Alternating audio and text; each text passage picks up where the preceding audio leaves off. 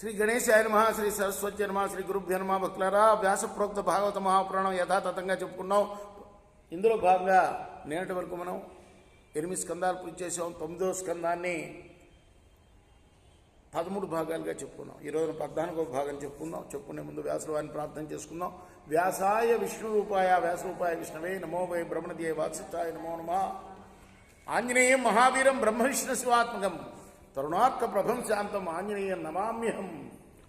సదా నింబవృక్షస్య మూలాధివాసా సుధాశ్రావిణిందిక్తమప్యప్రియంతం తరుం కల్పవృక్షాదికం సాధయంతం నమామీశ్వరం సద్గురుం సాయినాథం. సమర్థద్గురు సాయినాథ్ మహారాజ్కి జయ. యో అసమంజస ఇచ్యుక్తః స కేసిన్యా నృపాత్మజ తస్య పుత్రోంశుమాన్ నామ పితామహ ఇతి రతః. సగరుడి యొక్క రెండవ భార్య అయిన కేసిని యందు జన్మించిన వాడి పేరు అసమంజసుడు. అతని కుమారుడు పేరు అంశుమంతుడు. అతడు తన తాత అయిన సగరుని సేవించడంలో నిరతుడు. సగరుని శాసనం ఆయనకి శిరోధార్యం. అసమంజస ఆత్మానం దస్యన్న సమంజసం జాతిస్మర పురా సంగాత్ యోగి యోగాద్విచారిత. ఆచరన్ గర్హితం లోకే జ్ఞాతీనాం కర్మ విప్రయం సరవ్యాం క్రీడతో బాలాన్ ప్రాశ్యతు జయన్ జనం. అసమంజసుడు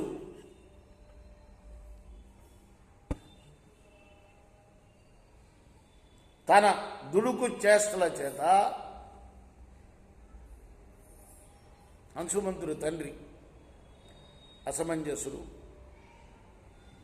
లోకాన్ని ఆందోళనకి గురి చేస్తూ ఉండేవాడు దుడుకు చేష్టల చేత. పూర్వజన్మలో ఇతను ఒక యోగి, కానీ దుష్టుల సాంగత్యం చేత యోగభ్రష్టుడయ్యాడు. అర్థమైందా? పూర్వజన్మలో యోగి అయినా మరుజన్మలో దుష్టుల సాంగత్యం చేత యోగభ్రష్టుడైపోయాడు.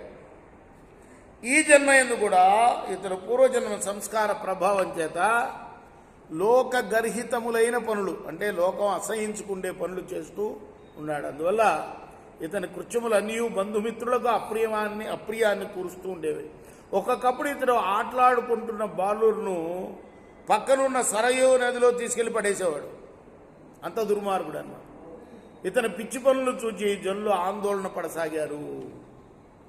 ఏవం వృత్త పరిత్యక్త పిత్రా స్నేహం అపోహ్య వై యోగైశ్వర్యేన బాలాం స్థాన్ దర్శయిత్వా తతో యయౌ.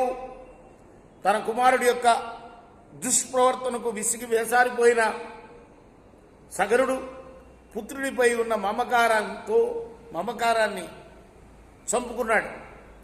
అసమంజసుణ్ణి బహిష్కరించాడు, దేశం నుంచి బయటికి పంపించాడు, ఎళ్ళగొట్టాడు. అప్పుడు అతడు తాను సరయూ నది జలముల్లో పడవేసిన బాలులను తన యోగ బలం చేత పునర్జీవితుల్ని చేశాడు. ఆ బాలులను వారి తండ్రులకు చూపించి ఆ అసమంజసుడు వనాలకు వెళ్ళిపోయాడు. అంటే తన తప్పుని సరిదిద్దుకున్నాడు అసమంజసుడు. సగరుడు యొక్క కొడుకు దిద్దుకున్నాడు, కానీ అంతకుముందే దేశ బహిష్కరణ గావించారు కాబట్టి అడవులకి వెళ్ళిపోయాడు.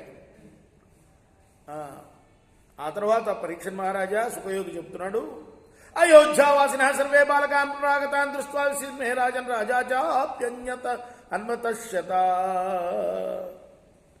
ఆ సరయూ నదిలో పడవేసిన బాలుర తల్లిదండ్రులు వాళ్ళందరూ ఉంటారు కదా, అయోధ్య నగరంలో జరిగిన సంగతి ఇది. అయోధ్య రాజే వాళ్ళందరూ కూడా సగర మహారాజుతో సహా అందరూ ఆశ్చర్యపోయారు. అయ్యో, అసమంజసుడిని అనవసరంగా వెళ్ళగొట్టాం కదా అని బాధపడ్డాడు. ఇక్కడ మనం ఆపుతాం. రేపు మనం కొనసాగిద్దాం ఈ కథని. ఎన్నో భాగంలో 15వ భాగంలో. కృష్ణార్పణమస్తు. సాయి కృష్ణార్పణమస్తు. చేకోరా